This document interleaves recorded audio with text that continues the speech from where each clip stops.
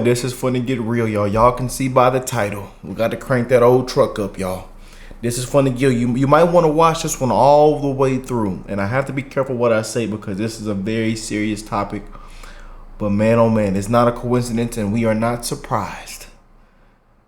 81 million votes. Oh, they called us crazy. They called the former President Trump crazy. You know, they said we were out of our mind. But man, oh man, it's hitting the fan. A lot of people are coming out. A lot of things that took place is now, you know, they're being called out, you know, whistleblowers, you name it. It's hitting the fan, y'all. And we're here to call it out ourselves. Again, I have to be careful about this kind of video, but we're just going to show you guys, man. Before we get into it, I encourage you to all spread the love, man. No matter what side you're on, no matter what side you are on, spread the love to one another. You know, we wouldn't even be in a lot of, you know, these situations. A lot of things wouldn't even taken place if we knew how to love one another, man. So I encourage you to spread the love. Check up on your loved ones. Call them, text them, give them a hug. You know, we are living in some crazy, crazy times right now. People don't even want to get up and live their life anymore. They don't even want to go inside the store anymore. They could care less if they wake up tomorrow. Suicide rates are at an all-time high. Depression, anxiety. It is sad when we go out there in the public, you know, homeless veterans. It is disgusting, y'all, what we've come to in this country. So please, I encourage you to spread the love. Enjoy the video, drop a like, make sure you share this around. And again, what you're finna hear and see, this, don't be surprised, because we know what's happened. We know that a lot of cheating took place. We know that it, you know, so much for fair voting.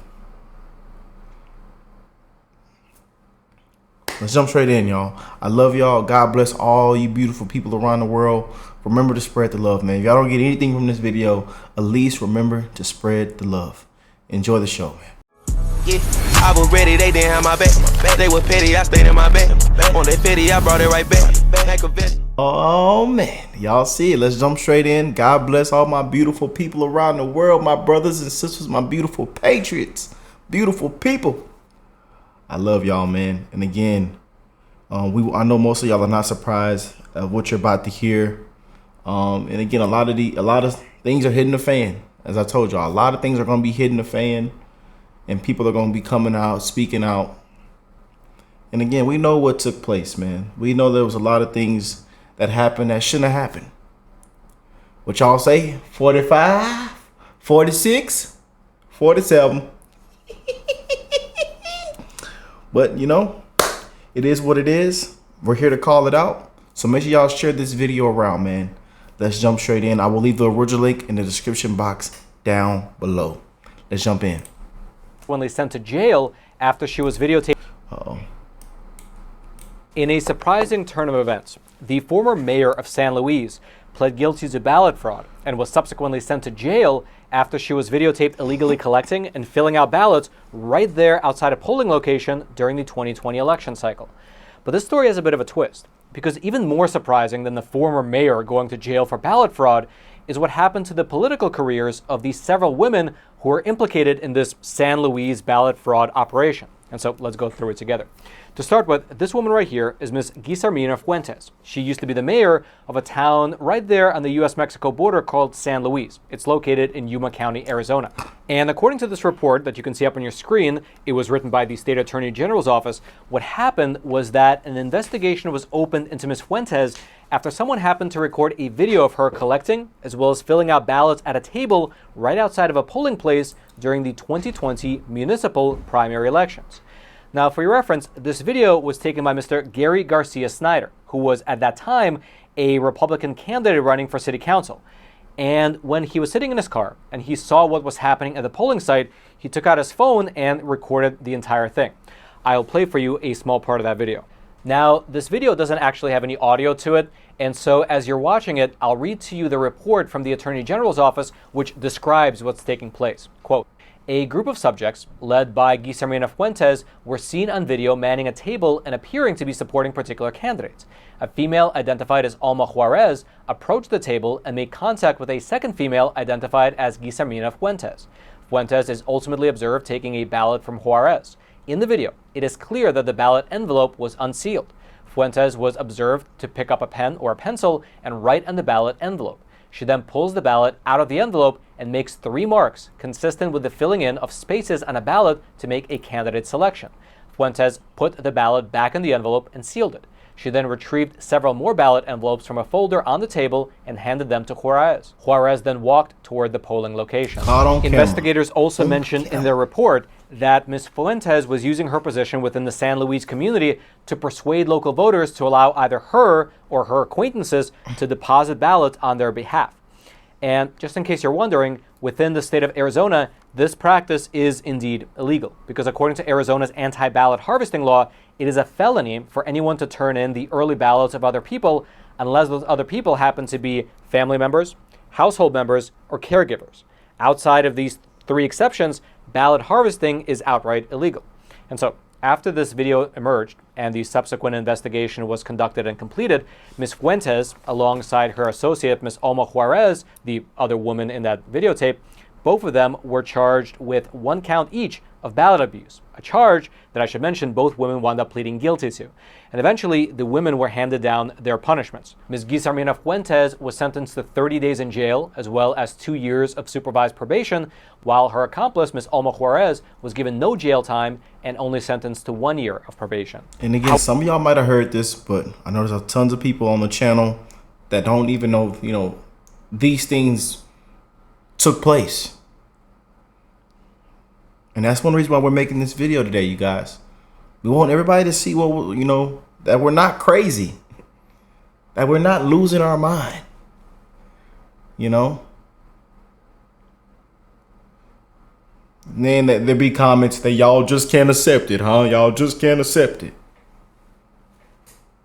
These were the things that were taking place, y'all.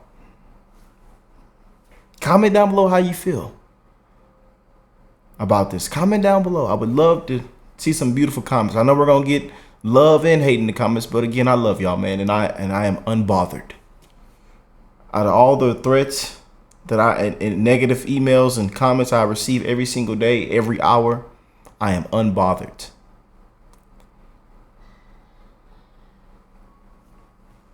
However, this was not the end of the story, because shortly after these 2 women were given their sentences, another development occurred within the city of San Luis.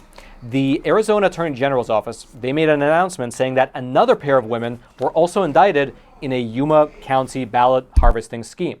Specifically, these 2 women were Gloria Lopez Torres, who was a longtime member of the city council, as well as Ms. Nadia Guadalupe Lizarraga Mayorkin. Also, she goes by the name of Nadia Buchanan. Both of these 2 women were charged with 2 Class 6 felonies, one for conspiracy and the other for ballot abuse. Here is specifically what a statement from the Attorney General's office said when announcing these indictments. Quote, Attorney General Mark Brnovich announced that Gloria Lopez Torres of San Luis and Nadia Guadalupe Lizarraga Mayorkin of San Luis, also known as Nadia Buchanan, have been charged by the state grand jury with conspiracy and ballot abuse arising from alleged ballot harvesting scheme where early ballots from other voters were collected and deposited into a ballot box on primary election day, August 4th, 2020. The city of San Luis held municipal elections on that date. And what's really interesting to note here is that when you look into the details of this state-level investigation, it actually sheds quite a bit of light into what was truly happening behind the scenes, meaning it sheds light on how these alleged ballot harvesting schemes were actually playing themselves out at the ground level. And so to give you a bit of background here, as well as the general scale of this whole ballot harvesting operation, here's an excerpt from a report that was published in the Arizona Daily Independent newspaper. Quote, news of the indictment of Councilwoman Torres, who also serves as membership coordinator for a San Luis-based property management company, has been expected for several weeks. Back in May, Torres' cell phone was seized as part of a court-approved search warrant that also allowed for Torres' home to be searched. At the time when the cell phone was seized, Torres' boss at the property management company publicly criticized Attorney General Mark Brnovich for his handling of the investigation. That boss, Marco Tony Reyes, is also the chairman of Yuma County's Board of Supervisors. And so just to pause here for a quick moment, you can already begin to see how just well-connected this woman actually is. Because not only is she a member of the city council, not only is she a member of the local school board, but also her boss at the company that she works for also happens to be the chairman of the Yuma County Board of Supervisors. Regardless, the report continues by describing the method of their investigation as well as exactly how this alleged ballot harvesting operation was taking place. Quote, "But Councilwoman Therese had been a focus of Special Agent Roger Geisler and other investigators long before then. One investigatory report obtained by the Arizona Daily Independent shows 2 Attorney General's Office special agents traveled to San Luis in January of 2021 to obtain Therese's fingerprints under a court-approved search warrant." Now, I will mention that fingerprints played a fairly large role in this whole investigation, with both the FBI as well as the Arizona Department of Public Safety's crime lab being able to lift prints from both dozens of ballots as well as the envelopes that those ballots came in. The report continues, quote, "Other Attorney General's Office records reveal a photo of Therese was shown to at least one witness who told agents she left 2 2020 primary election ballots outside her door for someone to pick up and deliver to a polling place. In his report, Special Agent Roger Geisler wrote this about an interview he conducted. The witness confirmed receiving a call about leaving their ballots for someone to collect and deliver for them. Geisler further noted that the witness observed the unnamed woman come to the door and collect the ballots." Which again, as we mentioned earlier in the episode, within the state of Arizona, this type of ballot harvesting operation that's being described here is overtly illegal, unless this woman was leaving and picking up ballots only from the doorsteps of her immediate family members, which was obviously not the case. Regardless, here's what wound up happening with these 2 particular women. You had Miss Nadia Buchanan plead guilty to 1 misdemeanor count of ballot abuse, and she was sentenced to 24 months of probation, as well as ordered to pay a fine of $2,500. And then secondly, and perhaps more interestingly, you had Miss Gloria Therese also plead guilty to 1 misdemeanor count of ballot abuse. She was also sentenced to 24 months of probation, as well as a $2,500 fine. However, and here's the interesting part, Ms. Gloria Therese is a sitting member of the San Luis City Council, and as a part of her guilty plea, moving forward, she will not be allowed to run for re-election, nor will she be allowed to be appointed to public office ever again. However, she was allowed to finish the remainder of her current term in office, which ends in December of 2024, meaning as a practical matter that Ms. Gloria Therese will continue to be in office until the end of this year. And here's the cherry on top. Just a few months ago, the San Luis City Council actually selected Gloria Therese to be the city's new vice mayor. I repeat, despite everything that we've discussed thus far in today's episode, the City Council of San Luis selected Ms. Gloria Therese to be their new vice mayor. You can make of that what you will. Regardless, if you'd like to go deeper into anything we discussed in today's episode, including links to the full videotape showing what was taking place outside of the polling location in the year 2020, I'll throw all those links down into the description box below this video if you're the type of person that likes to dig into the weeds. And all I ask in return is that as you're making your way down there to those links, take a super quick detour to smash those like and subscribe buttons so that the YouTube algorithm will be quite literally forced to share this information out to ever more people. So what do y'all think about that? Comment down below, you guys. We're calling it out, man. And again, like I say, they called us crazy. They said we were out of our mind. But this goes to show you that it confirms Trump's claims. Again, we know what took place, man. But comment down below how you feel about that. And before you leave out here, again, I encourage you all to spread the love, man. Hug your loved ones. Call them. Text them. What do you have a phone for? But again, hug them. If they're around you in your household, in your bubble, give them a hug. Let them know you love them. Be there for your kids. Kids, be there for your parents. When you go out in the public, laugh, smile, wave at people. Spread the love, man. There are people struggling at an all-time high. Suicide rates, depression, anxiety. This world right now that we're living in, we have declined, man. We're declining as we speak of right now. So I encourage you to spread the love, y'all. Please, if you don't do anything else, please spread the love, man. God bless all you beautiful people around the world. God is love, man. Spread the love. God is love, y'all. Again, I don't care what side you on. I don't care. I love y'all.